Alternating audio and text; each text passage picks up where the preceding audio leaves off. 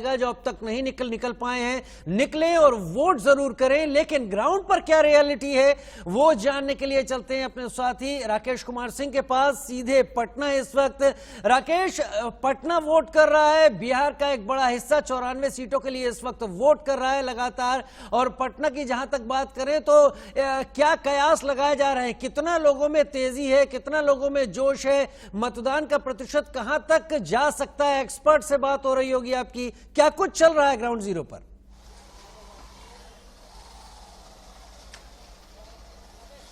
देखिए राजीव, जहां तक पटना की बात है, लगातार मतदान अभी भी चल रहा है। मेरे पीछे मतदान केंद्र है और यहां पर स्थिति यह है कि कई लोग हैं जो कि अब से कुछ देर पहले उन्होंने अपने मत का प्रयोग किया है। और सबसे महत्वपूर्ण बात ये कि पटना शुरू में थोड़ा सुस्त दिखा लेकिन बाद में चुस्त हुआ। हमारे साथ कुछ लोग हैं, ये बताइए कि आपने मत का प्रयोग किया, किन आधार पर आपने मत का प्रयोग किया? हाँ, मैं ब्रजेश कुमार सिंह बोल रहा हूँ। हाँ, नहीं, आप किस आधार पर वोट किया?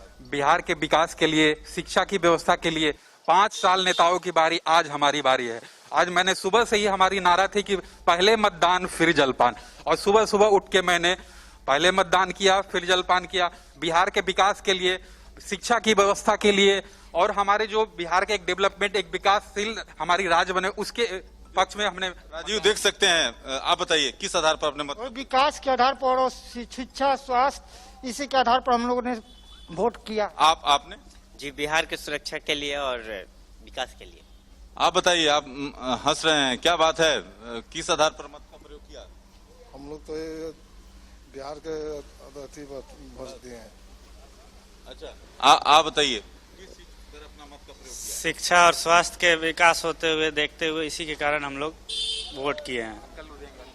आप बताइए कि अपने मत का आपने प्रयोग किया, किस आधार पर अपने वोट दिया?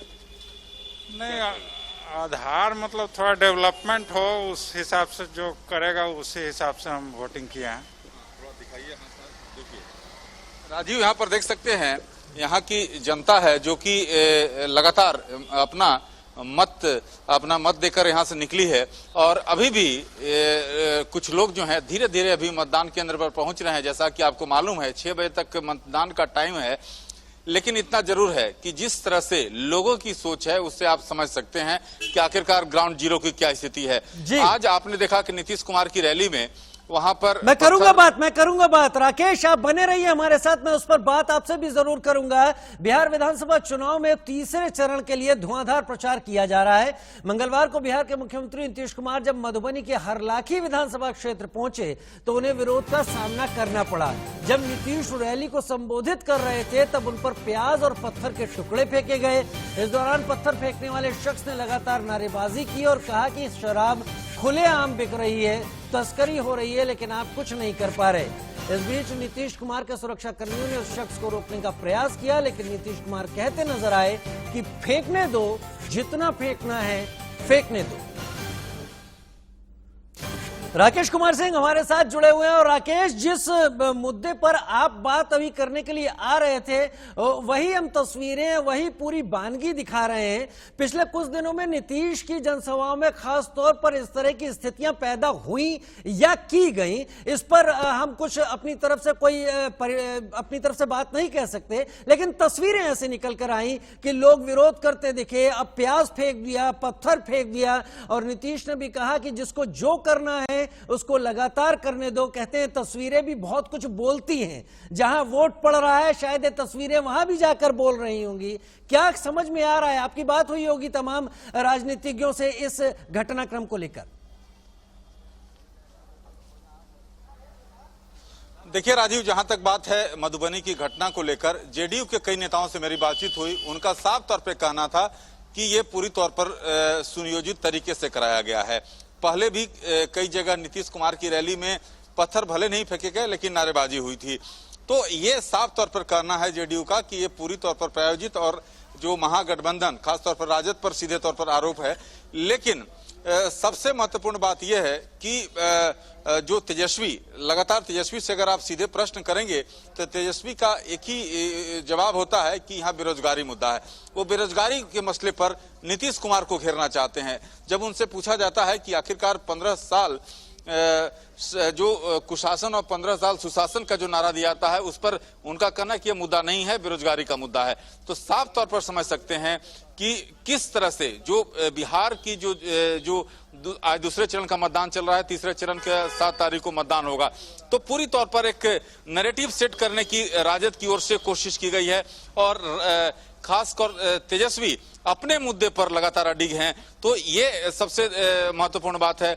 जहां तक जेडीयू की बात है, जेडीयू लगातार ये कह रही है कि 15 साल में उन्होंने काफी विकास किया, लेकिन अब जनता पर आपको विश्वास करना होगा। क्या नीतीश कुमार या जेडीयू या बीजेपी जिस तरह से अपनी बात को रख रही है, क्या जनता उस पर इतबार करती है या नहीं? और सबसे महत्वपूर्ण बात यह कि लगातार चाहे प्रधानमंत्री हो, चाहे बिहार के मुख्यमंत्री नीतीश कुमार, 15 साल जो लालू प्रसाद यादव और राबड़ी देवी की जो यहाँ पर सत्ता रही है, उसको लेकर सवाल खड़े किए जाते हैं कि यहाँ पर आप डॉक्टरों की स्थिति देख चुके हैं, किस तरह से रंगदारी टैक्स लिया जाता था, किस तरह से अपहरण एक उद्योग, रंगदारी और रंगबाजी को लेकर प्रधानमंत्री ने कहीं तंज कसा था। उन 15 सालों की बात जिसे जंगल राज कहा जाता है एनडीए की तरफ से। राकेश बने रहिए आप हमारे साथ, और हम बात बिहार चुनाव की कर रहे हैं, जहां पर अब जब दूसरे चरण का मतदान हो रहा है तो तीसरे चरण के लिए प्रधानमंत्री ने सबसे पहले आज अररिया में रैली की, जहां उन्होंने डबल युवराज को निशाने पर लिया। युवराजों पर अटैक किया प्रधानमंत्री ने, जंगल राज को नकारा। बिहार की पवित्र भूमि ने ठान लिया है कि इस नए दशक में बिहार को नई ऊंचाई पर पहुंचाएंगे। बिहार के लोगों ने डबल युवराजों को सिरे से नकार दिया है। बीते दशक में जंगल राज के प्रभावों को कम किया गया। अब ये दशक बिहार की नई उड़ान का है, नई संभावनाओं का है।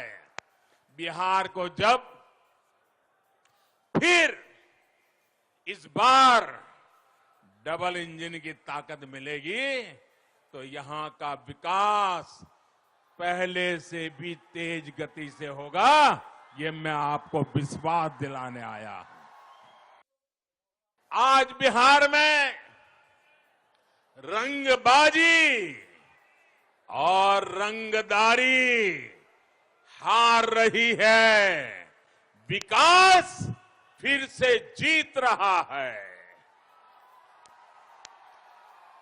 आज बिहार में अहंकार हार रहा है और परिश्रम फिर से जीत रहा है।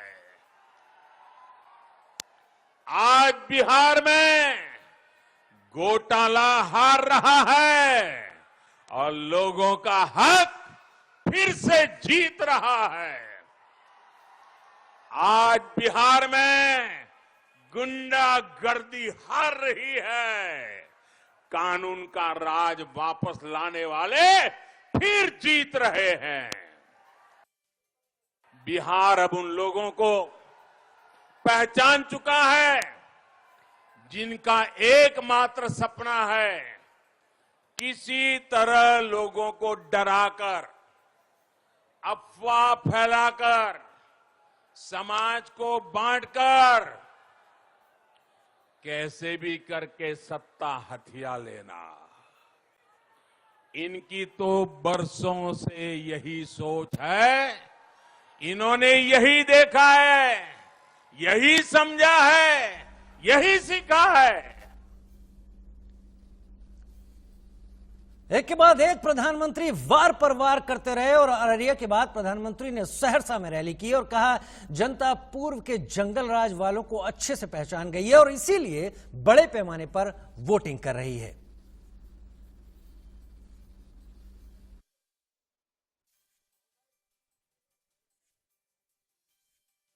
बनता है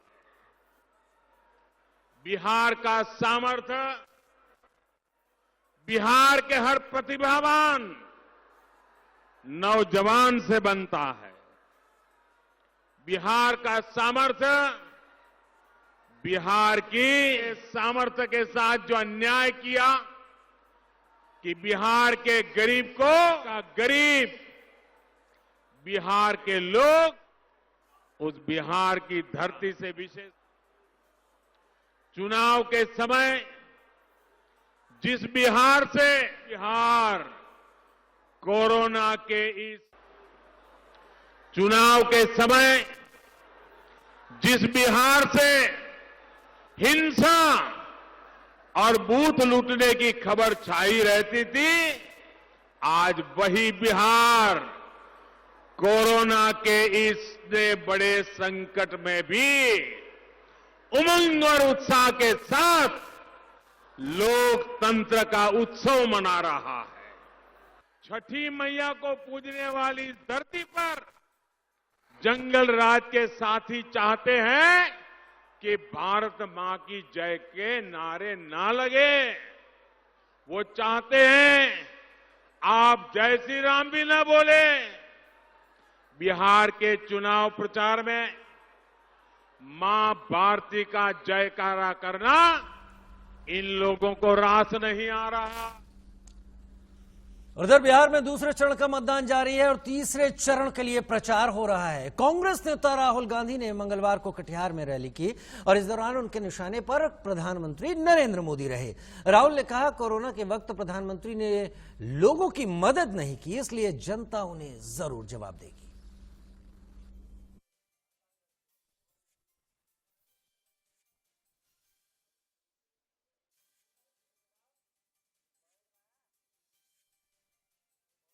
कांग्रेस पार्टी ने स्वयं, हम सरकार में नहीं है, कांग्रेस पार्टी ने स्वयं बस मजदूरों को दिलवाई।